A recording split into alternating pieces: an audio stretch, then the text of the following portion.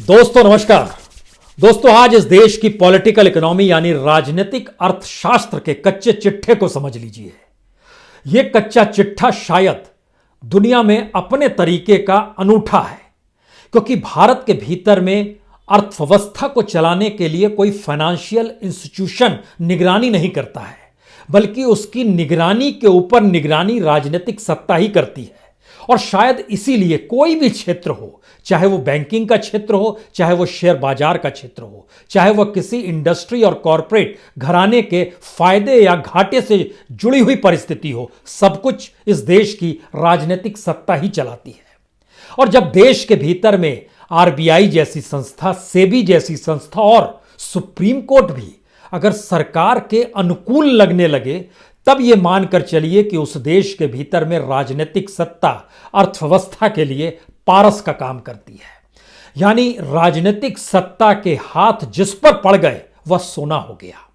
वो कॉरपोरेट हो, वो इंडस्ट्रियल घराना हो, वो बिजनेस का घराना हो, या कोई भी सेक्टर हो, कोई भी व्यक्ति हो, वह राजनीतिक सत्ता के अनुकूल ही रहेगा। लेकिन सवाल यह है कि इस देश के भीतर में हर व्यक्ति तक अगर इस बात को पहुंचाना है कि राजनीतिक अर्थशास्त्र शानदार तरीके से मोदी सत्ता जी रही है, मोदी सत्ता लागू कर रही है, तो फिर एक प्रचार का तंत्र होता है। और प्रचार के तंत्र के जरिए जब एक ही बात बार बार आपके सामने आएगी तो आप कहेंगे यकीनन इकोनॉमी में गड़बड़ी क्या है, शेयर बाजार शानदार है, आज नहीं कल 50,000 के बीएसई का सेंसेक्स उस आंकड़े को छू लेगा जो असंभव सा लगता था।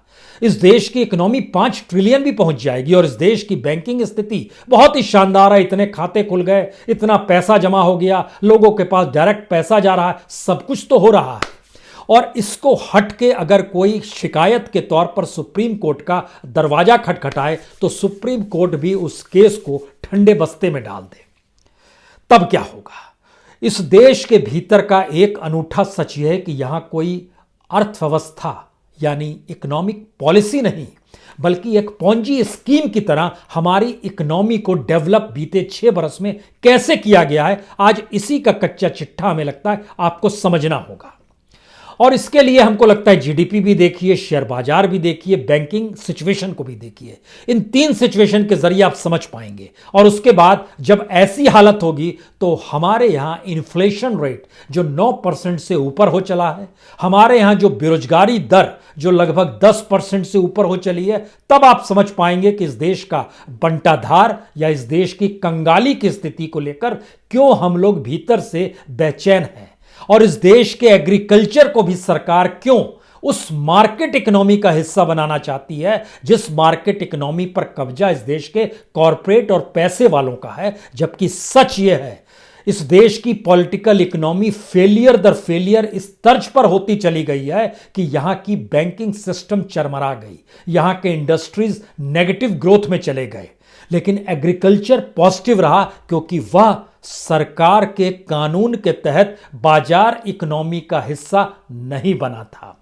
और पहली बार 3 कानून के जरिए उसको हिस्सा बनाने की स्थिति में सरकार आ चुकी है। यानी इस देश में पैसे की लूट कैसे होती है और उस लूट को मुनाफे में दिखाकर कैसे अपने नेटवर्थ को बढ़ाया जाता है और देश कैसे भीतर से खोखला होते चला जाता है, हमको लगता है कि आज इसी कच्चे चिट्ठे को आप समझ लीजिए। इस देश की जीडीपी -7.7% रहेगी, इस बात का जिक्र आरबीआई ने अपने तौर पर कर दिया है और आरबीआई ने इससे पहले कहा था लगभग -7.9% रहेगी। एसबीआई ने कहा था -7.4% रहेगी।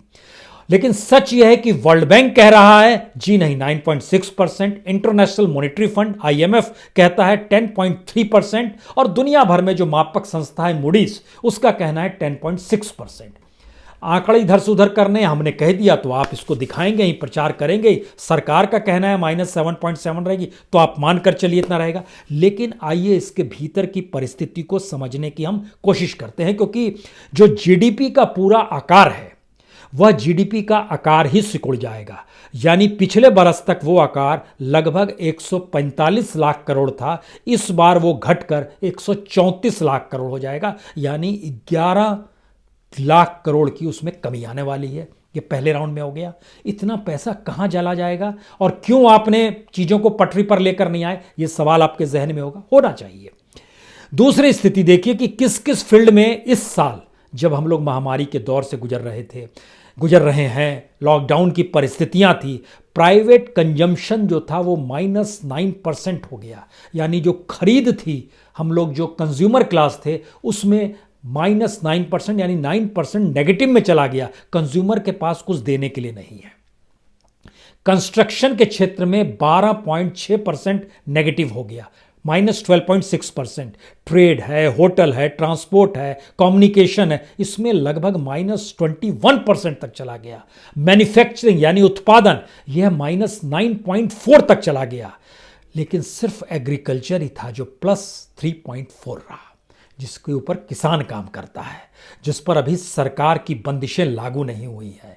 वहां पर किसी तरीके से कॉरपोरेट ने पूरा कब्जा नहीं किया है। कॉन्ट्रैक्ट फार्मिंग की दिशा में यह देश पूरी तरीके से नहीं गया है। उस एग्रीकल्चर ने दिखाया कि उसकी विकास दर पॉजिटिव है, और सिर्फ एग्रीकल्चर की ही विकास दर पॉजिटिव रही। यह पहला सवाल है। दूसरा सवाल, जो हमारी पूरी इकोनॉमी को दिखाया जा रहा है, उसमें अनऑर्गेनाइज सेक्टर यानी असंगठित क्षेत्र का डाटा अभी शामिल नहीं हो पाया है, जो इस दौर में डाटा आने वाले वक्त में आएगा। लेकिन दुनिया में भारत अकेला ऐसा देश है जहां पे लगभग 90% असंगठित क्षेत्र से जुड़े हुए मजदूर काम करते हैं। वहां पर लगभग 6 करोड़ से ज़्यादा छोटी मोटी जो इकाइयां हैं वो काम करती हैं, और उसका डाटा नहीं आया, जो कि पूरे तरीके से इस दौर में धराशायी हो गया, क्योंकि हम लोगों ने देखा था प्रवासी मजदूर कैसे लौट रहे थे।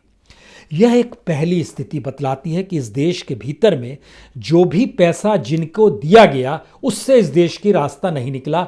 जैसे कॉरपोरेट का टैक्स कम किया गया 1,40,000 करोड़, जो 22% कर दिया गया 30% से कम करके। एमएसएमई को जो पैसा दिया गया, हर किसी को सरकार ने जो भी पैसा दिया पैकेज के तौर पर, उसने पैसा अपने पास रखा। उसने बाजार के रोटेशन में पैसा नहीं लगाया कि इकोनॉमी बढ़ने लगे। यहां पर एक सवाल हर जहन में होना चाहिए। भारत 1980 से ठीक पहले तक इस देश की इकोनॉमी में एग्रीकल्चर ही महत्वपूर्ण थी। इसीलिए जब जब क्राइसिस आया है भारत के भीतर में, उस क्राइसिस की वजह सूखा पड़ना है, बारिश ना होना है। इसीलिए अगर आप उस दौर में चले जाइएगा, और उस दौर के कुछ आंकड़े हमारे पास हैं, जिसमें आप देखिएगा 1951, 1965, 1966, 1971, 1972, 1979, इस समय क्या हुआ था? पर्याप्त बारिश नहीं हुई थी, सूखा पड़ गया, विकास दर प्रभावित हो गया। लेकिन भारत के भीतर में ना तो हम इतनी सिंचाई की व्यवस्था दे पाए हैं, ना एग्रीकल्चर को वह इकोनॉमी दे पाए हैं। तो वह इंद्र भगवान ही प्राइम मिनिस्टर है, वही फाइनेंस मिनिस्टर है, और वही एग्रीकल्चर मिनिस्टर है इस देश में किसानों का। तो अगले साल बरसात ठीक हो गई तो हमारी विकास दर फिर से पटरी पर आ गई। यानी भारत में कृषि की भागीदारी जीडीपी पर जो असर डालती रही, उस असर को धीरे धीरे कम किया गया, या वो कम हो गया, आप जिस रूप में भी समझे। क्योंकि हमारी पॉलिटिकल इकोनॉमी ने जिन पे कब्जा करना था, उसमें सर्विस सेक्टर था, उसमें इंडस्ट्री थी, और इनको धीरे धीरे आगे बढ़ाया। एग्रीकल्चर धराशायी होती चली गई। इसीलिए आप ध्यान दीजिएगा कि जब बड़ी तादाद में एग्रीकल्चर तबाह भी हो जाती है, तो भी जीडीपी पर उसका असर 2% से ज़्यादा नहीं पड़ता है। यानी 40% खेती अगर इस देश में तबाह हो जाए तो हमारी जीडीपी पर असर पड़ेगा सिर्फ 2%।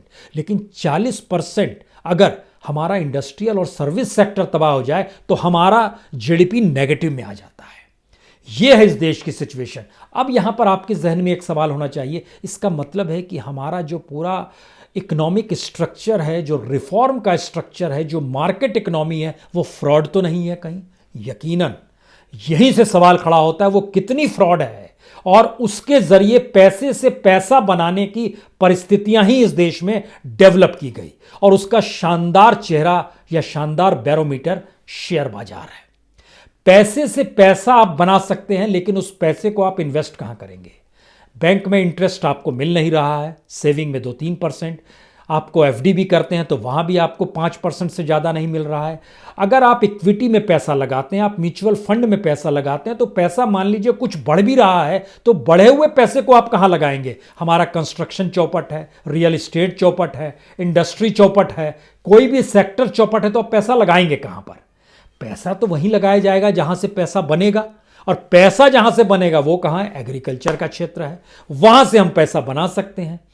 अब यहां पर सवाल है कि आप जरा सा शेयर बाजार में कूद चलिए, क्योंकि शेयर बाजार की स्थिति इसलिए समझने की आज ज्यादा जरूरत है क्योंकि इस शेयर बाजार का सेंसेक्स जो है कुलांचे मारते हुए 49,000 तक पहुंच गया है।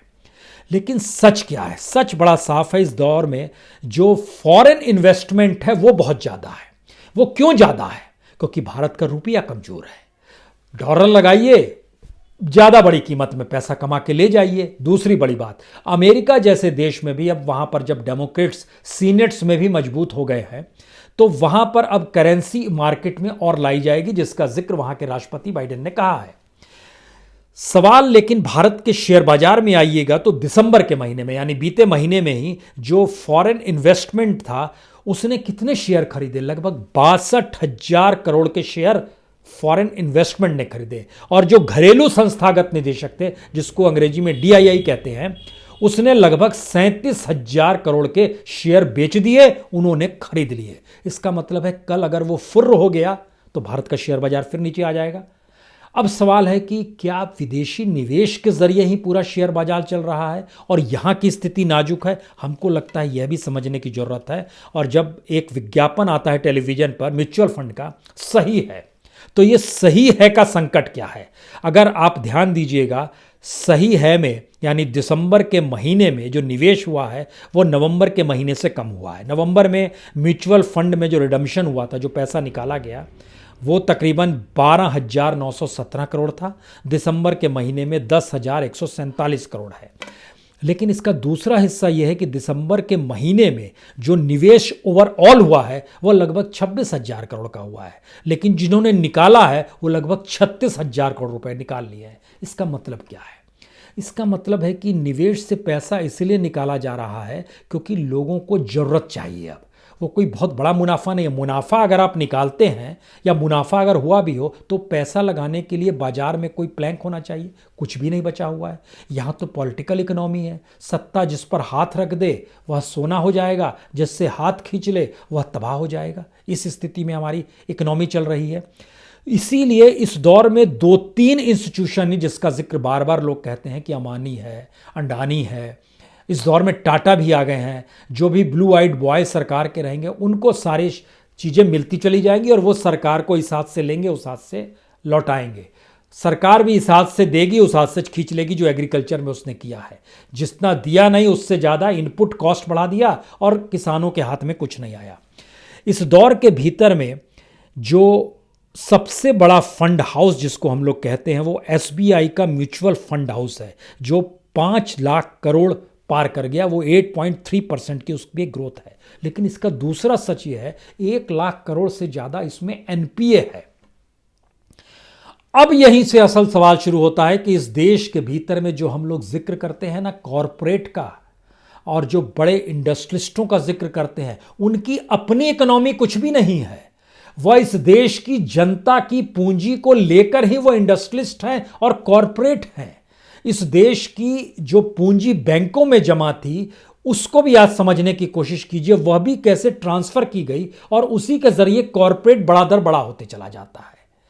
कर्ज में दबे रहते हैं लेकिन उनका नेटवर्थ बढ़ते चला जाता है, मुनाफा। लेकिन ये सारी चीजें टेढ़ी नजर से, निर्देश बड़ा साफ होता है, इनसे आप टैक्स मत वसूलिएगा, इनको आप कहीं भी इस रूप में मत लेके आइए कि मनी लॉन्ड्रिंग में फंस जाएं, ईडी वाले इनके घर चले जाएं या इनकम टैक्स इनसे वसूली होने लगे। ऐसा मत कीजिएगा, सामान्य रहिए, क्योंकि ये हमारे लिए काम कर रहे हैं और हम इनके लिए कानून बना रहे हैं। इस स्थिति में चीजें आकर खड़ी हो जाती हैं।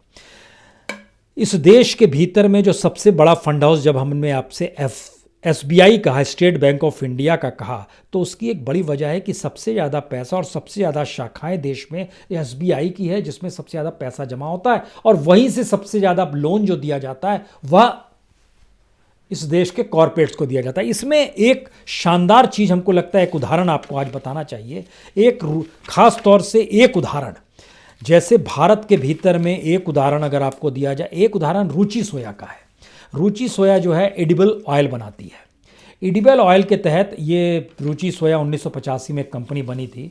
लेकिन 2017 में यह एनसीएलटी में चली गई, जहां पर कहते हैं कॉरपोरेट इंसॉल्वेंसी रेजुलेशन प्रोसेस के भीतर में आ गई, जहां इसने खुद को दिवालिया घोषित कर दिया और उसके बाद किसी कोई दूसरा उसको खरीद सकता है। लेकिन इंटरेस्टिंग चीज़ देखिए, रुचि सोया के ऊपर 12,000 करोड़ का कर्ज था, वह चुका नहीं सकती थी, तो उसने खुद को दिवालिया किया और चली गई एनसीएलटी में। वहां पर उसकी बोली लगी और बोली लेने वाले ने जो बोली में मिला उसको मिला 4,350 करोड़ में।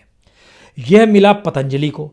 रुचि सोया जिसकी कंपनी थी उसके ऊपर 12,000 करोड़ का कर्ज था, उसमें बड़ी तादाद में एसबीआई का भी कर्ज था, उसमें स्टैंडर्ड चार्टर्ड का भी कर्ज था, उसमें डीबीएस बैंक का भी कर्ज था। एसबीआई ने रुचि सोया को कर्ज दिया, रुचि सोया दिवालिया हो गई, एसबीआई समेत कई बैंकों ने दिया। उसके बाद जो एनसीएलटी में जाके जिस कंपनी ने बिड लगाई और जिस कंपनी को मिल गई उसने फिर लोन एसबीआई से ले लिया या कुछ और बैंकों से ले लिया। यानी एक हाथ से दिया गया, उसने पैसा अपने हाथ में रखा, खुद को दिवालिया किया। दूसरी कंपनी आई, उसने उसको सस्ते में खरीद लिया और सस्ते में खरीद के उसने भी लोन बैंक से लिया। ये कैसी चकरगिन्नी है इस देश के भीतर में, और इसको कोई रोकता क्यों नहीं है? यहां पर जब आप अध्ययन कीजिएगा कि बैंक किनको किनको लोन दे रहा है, खास तौर से एनसीएलटी के जरिए जिनको पास जो पूरा प्रोसेस जब होता है, इंसॉल्वेंसी रेजोल्यूशन प्रोसेस जो होता है, उसके जरिए जिसको भी मिलता है वह कंपनी सरकार के अनुकूल या सरकार के करीब क्यों होती है? पॉलिटिकल इकोनॉमी का दूसरा नियम, अगर आप सरकार के अनुकूल हैं तो बैंक भी आपके लिए काम करेंगे और बैंक आपको पैसा दे देंगे।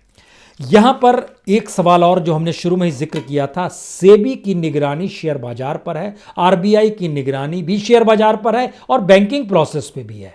लेकिन सही मायने में जो मोदी गवर्नमेंट कहती है कि हमने इस देश में इतने बैंक के ब्रांच खोले, हमने इतने अकाउंट्स बढ़ा दिए, हमने इतना अमाउंट बढ़ा दिया, हमने इतने लोगों को रोजगार दे दी, तो आज मापदंड के तौर पर सिर्फ बैंक को लेते हैं। बैंक यानी मनमोहन सिंह के कार्यकाल का 5 साल का बैंक और मोदी सरकार के कार्यकाल का 5 साल का बैंक, 2014 से 2019, 2009 से 2014। जरा आज इसको परख लीजिए तो कुछ चीजें और आपको साफ होंगी कि इस देश के भीतर में पॉलिटिकल इकोनॉमी और प्रचार का मतलब होता क्या है, क्योंकि बैंकिंग प्रचार तो जबरदस्त तरीके से इस दौर में किया गया। भारत के भीतर में मनमोहन काल में कुल बैंक के ब्रांच जो थे वो 39,707 ब्रांच नए खुले 2009 से लेकर 2014 तक।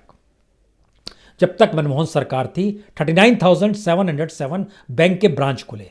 मोदी गवर्नमेंट में 2014 से 2019 तक 28,969 बैंक यानी तकरीबन 11,000 बैंक कम खुले। आप कहेंगे बैंक भी कम खुले, चलिए इसके आगे बढ़ते हैं। जो अकाउंट्स खुले जिसमें जनधन अकाउंट का भी जिक्र बार बार होता है, हमने जब एवरेज लगाना शुरू किया तो मनमोहन सिंह के काल में एवरेज निकालिएगा तो लगभग वो 5 साल में लगभग 50 करोड़ खुले हैं और यहां पर लगभग 74 यानी 24 करोड़ ज्यादा खुले हैं। अच्छी बात है ये, लेकिन इसके भीतर का सच आइएगा, जब आप अमाउंट्स में आइएगा कि कितना अमाउंट था तो पता चलेगा कि अकाउंट के भीतर में जो अमाउंट्स रेंग रहे थे वह उस 4 बरस में लगभग 32,000 करोड़ था और मोदी सरकार में ये 46,000 करोड़ है। लेकिन एवरेज के तौर पर जब आप चीज़ों को डिवाइड करना शुरू कीजिएगा कि कितना अकाउंट में कितना पैसा था, तो आपको जानकर हैरत होगी कि मनमोहन सिंह के काल में प्रति अकाउंट 781 रुपये 99 पैसे जो नए अकाउंट खुले, और मोदी काल में जो नए अकाउंट खुले उसमें 632 रुपये 81 पैसे, यानी यहां भी लगभग 150 रुपये कम थे। मनमोहन सिंह सरकार में ज़्यादा थे मोदी काल के जरिए। अकाउंट का ज़्यादा खुलना और अमाउंट का कम होना एक हिस्सा ये हो गया। दूसरा हिस्सा ब्रांच भी कम खुले। यहीं से तीसरी स्थिति शुरू होती है कि बैंकिंग एक ऐसी स्थिति है भारत के भीतर में रही है जो सबसे ज़्यादा नौकरी देती है। और नौकरी कितनी देती है वो हमने उसका जब हिसाब किताब लगाया तो पता चला कि मोदी काल में कुल 5 साल में नौकरी मिली है 21,910 बैंकिंग सेक्टर में, लेकिन मनमोहन काल में के 5 साल में मिली है 50,767 एम्प्लॉयमेंट हुआ है वहां पर, यानी 50,767। ये प्रति साल का एवरेज हम आपको बता रहे हैं कि 50,767 हर साल, यानी 5 साल में मनमोहन काल में 2,03,000 2,03,070 नौकरियां थी। मोदी काल में 1,09,553 नौकरी थी 5 साल में, यानी लगभग 21,000 प्रति साल मोदी सरकार नौकरी दे रही थी। मनमोहन सरकार 50,000 नौकरियां प्रति साल दे रही थी। ये एक बेसिक अंतर है जब हम रोजगार का आपसे जिक्र कर रहे हैं कि रोजगार की स्थिति क्या हो गई है या क्या होनी चाहिए। इसके बाद सवाल है कि अगर रोजगार की ये स्थिति है तो अब आप सीधे सीधे एम्प्लॉयमेंट पे आ जाइए, क्योंकि हमने एम्प्लॉयमेंट पर ध्यान इसलिए नहीं दिया क्योंकि हम उस इकोनॉमी के आंकड़ों में फंसते चले गए जहां पे इस देश की जनता कितनी बड़ी बेरोजगारी को झेल रही है उसका अंदाजा सरकार ने आंखें मूंद ली। सरकार बंगाल चुनाव में फंसाएगी जहां सबसे ज्यादा खर्च करने वाली है, और ये खर्चा किसी भी इंडस्ट्री के सेटअप को लेकर, बड़ी से बड़ी इंडस्ट्री के सेटअप से भी ज्यादा बंगाल चुनाव में बीजेपी पैसे को झोंकने वाली है। लेकिन बीजेपी उस पैसे को कहां से लाएगी? उन्हीं इंडस्ट्रीज से लेकर आएगी जो इंडस्ट्रीज ने बैंक से लोन लिए थे और खुद को दिवालिया घोषित किया, या जिन्होंने बैंक से लोन लेकर सस्ते में एनसीएलटी से कंपनियों को अपने हाथ में ले लिया, या फिर जो कंपनियों को लगातार अलग अलग तरीके से सरकारी सौदेबाजी मिलती चली जा रही है। तुम विस्ता बनाओ जी, तुम ये फला कॉरिडोर बनाओ जी, जिनको मिल रही है वही पैसा शिफ्ट पॉलिटिकल पार्टी में और वही इलेक्शन में शिफ्ट। ये एक पॉलिटिकल इकोनॉमी का एक अनूठा क्षेत्र, अनूठा रास्ता है। तो बंगाल इलेक्शन में क्या होगा? लेकिन रोजगार का सवाल, रोजगार के सवाल में जानिएगा तो नवंबर से दिसंबर के बीच में लगभग 1,13,00,000 नौकरियां खत्म हो गई। नवंबर में अनएम्प्लॉयमेंट इस देश के भीतर में 2,74,00,000 था। दिसंबर में यह बढ़कर 3,87,00,000 हो गया। अनएम्प्लॉयमेंट लगातार बढ़ रहा है। जो देश का अनएम्प्लॉयमेंट रेट है वो 9.1% है। अर्बन के क्षेत्र में लगभग 8.8% है, लेकिन पहली बार रूरल उसको लीड कर गया है। रूरल क्षेत्र में 9.15% की रफ्तार से है, जबकि मनरेगा वहां पर है। आप तमाम तरह की चीज़ों को वहां दे रहे हैं, यानी हमने एग्रीकल्चर और इस देश के रूरल इंडिया को बर्बाद करने की दिशा में जो कदम बढ़ाया है वह अपने उस रिफॉर्म से जोड़ दिया है, जो रिफॉर्म पॉलिटिकल इकोनॉमी के तौर पर पार्टी को फायदा पहुंचा दे और राजनीतिक सत्ता के पास वो पूंजी आ जाए, चाहे वो तबाह हो जाए। और तबाह होने का असर जीडीपी में दिखाई नहीं देगा। जो हमने आपसे जिक्र किया, हमारी जीडीपी में 14% ही एग्रीकल्चर का योगदान है, लेकिन उसी एग्रीकल्चर की इकोनॉमी के जरिए जो कॉरपोरेट कमाते हैं वो एक अलग हिस्सा है, वो लगभग 30-35% आएगा। आप जब जोड़ना शुरू कीजिएगा, उसमें सारी चीज़ें हैं, उसमें सारी फैक्ट्रीज है जो एग्रो फील्ड से जुड़ी हुई है, उसमें सारे के सारे इंश्योरेंस सेक्टर है जो कि किसानों से जुड़े हुए हैं, किसानों को जो पैसा देते हैं, और फिर अलग अलग, चाहे वो ट्रैक्टर बेचने वाला हो, चाहे बीज बेचने वाला हो, चाहे खाद बेचने वाला, वो एक अलग हिस्सा है। जो हमारे यहाँ एवरेज अनएम्प्लॉयमेंट जो लगातार बढ़ रहा है उसकी तादाद ये हो गई है कि 3,33,00,000 अनएम्प्लॉयमेंट 2019-20 में जो था वह बढ़कर मार्च का जो आखिरी डाटा आया था उसमें यह लगभग पहुंच गया था 3.79 करोड़, और अब उसमें भी बढ़कर ये 3.87 करोड़ तक हो चला है। इसका मतलब है कि हमारे पास रोजगार नहीं है क्या? रोजगार वाकई नहीं है, क्योंकि रोजगार का आंकड़ा भी जो सरकार का निकल कर आया वह भी डराने वाला है। नवंबर के भीतर में और दिसंबर के भीतर में हम लोग लगातार नीचे जा रहे हैं। जो रोजगार दे पा रहे हैं उसका डाटा, जो अनऑर्गेनाइज सेक्टर को भी आप जोड़ लीजिएगा तो लगभग 39 करोड़ लोगों को रोजगार नवंबर में दे पा रहे थे, अब लगभग 38 करोड़ को हम दिसंबर के महीने में दे पा रहे हैं, यानी वह भी कम हो रहा है। इसका अगला मतलब जो है, जो बहुत घातक स्थिति है, जब सेकेंड वर्ल्ड वार हुआ था ना, तो उस समय क्या हुआ था कि जर्मनी की एक चॉकलेट बनाने की कंपनी थी। वो चॉकलेट बनाने की कंपनी भी हवाई जहाज के लिए कलपुर्जे बनाने लगी, उसी की ज़रूरत थी। तो भारत में महामारी के दौर में बड़ी बड़ी कंपनियां जो थी वह मान लीजिए मास्क बना रही थी, वह हाथ धोने का साबुन बनाने लगी। लेकिन ये प्रोसेस में, और प्रधानमंत्री ने भी मन की बात से लेकर राष्ट्र के संबोधन में कई बार इसका जिक्र किया कि हम लोग कमाल कर रहे थे उस दौर में, लेकिन इकोनॉमी इससे नहीं चलती है। इसके जो हिस्सेदारी भी दी गई, जब हमने उसको भी टटोलना शुरू किया कि आखिर जिनको टेंडर मिल रहा था या जिनको बोला जा रहा था कि आप साबुन बेचिए, आप मास्क बेचिए, वो बड़ी बड़ी कंपनियों को जो ठेका दिया जाता था वो ठेके का लिंक भी पॉलिटिकल था।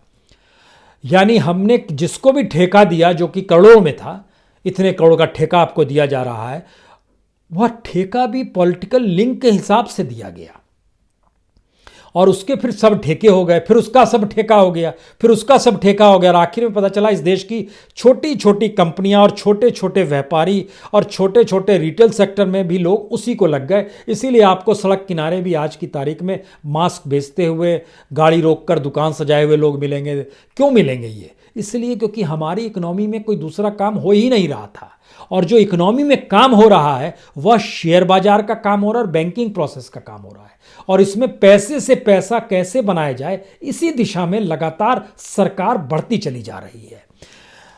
आखिरी मतलब जो इस पूरी प्रक्रिया का आपके जहन में आना चाहिए, उसके लिए एक उदाहरण हमको लगता है नोएडा को आप ले सकते हैं। दिल्ली से सटा हुआ इलाका नोएडा है। नोएडा पहले मैन्युफैक्चरिंग हब के तौर पर जाना जाता था कि ये मैन्युफैक्चरिंग हब है। उसके बाद इसको मैन्युफैक्चरिंग हब से ये शिफ्ट हुआ और सर्विस हब में चला गया। उसके बाद ये बीपीओ हब में चला गया, और उसके बाद ये बिल्डर लॉबी के हिस्से में चला गया। और आज की तारीख में इमारतें खाली पड़ी हैं, बीपीओ ठप पड़े हैं। छिटपुट फ्रॉड बीपीओ आपको काम कुछ करते हुए नजर आएंगे, कुछ जेन्युइन भी होंगे, लेकिन सर्विस सेक्टर ठप पड़ा है। मैन्युफैक्चरिंग कुछ हो नहीं पा रही है। अब आपको लेबर नोएडा में नहीं मिलेगा। यानी किस तरीके से पूरी इकोनॉमी धराशायी होती है, उसका एक चेहरा ये है।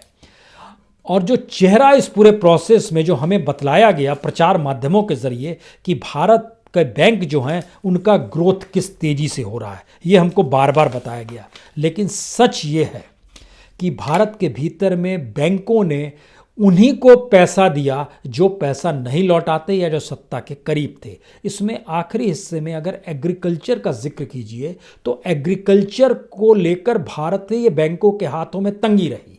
मसलन जो कुल कर्ज दिया गया बैंकों के जरिए बीते 6 बरस में, 2005 बरस में, 2014 से 2019 तक के बीच में एग्रीकल्चर को दिया गया लगभग 13 से 15% के बीच में।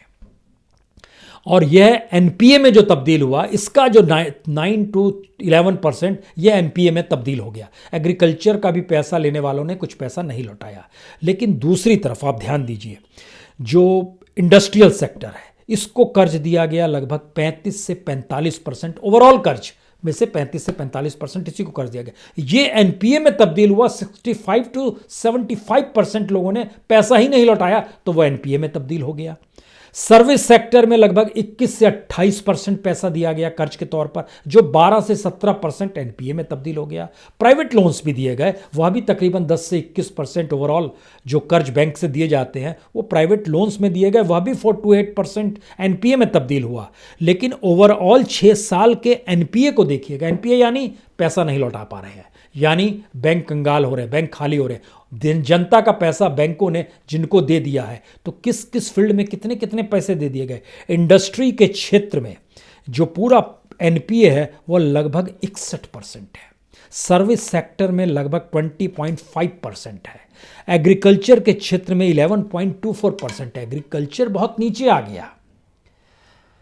यानी सरकार ने पॉलिटिकल इकोनॉमी की जो पूरी जमीन तैयार की है उसमें अगर अब आप माइन्यूटली देखें तो एग्रीकल्चर इकोनॉमी, इस देश का रूरल इंडिया और इस देश के अंडर डेवलप स्टेट्स जिसमें बिहार है, झारखंड है, पश्चिम बंगाल है, मध्य प्रदेश है, उत्तर प्रदेश का बहुत बड़ा हिस्सा है, उड़ीसा का हिस्सा है, यह ऐसे रॉ स्टेट हैं जहां पर खनिज संसाधनों की लूट, जहां पे एग्रीकल्चर लैंड की लूट, जहां के एग्रीकल्चर की लूट, यह अगर उस मार्केट इकोनॉमी का हिस्सा हो जाती है जिसके लिए सरकार रिफॉर्म शब्द का इस्तेमाल करती है और कॉरपोरेट के अनुकूल स्थिति को क्रिएट करती है, तो यकीन जानिए कि भारत की इस पॉलिटिकल इकोनॉमी के भीतर आने वाले वक्त में ठीक उसी तरीके से खेती खत्म हो जाएगी, किसान खत्म हो जाएंगे, जो आज की स्थिति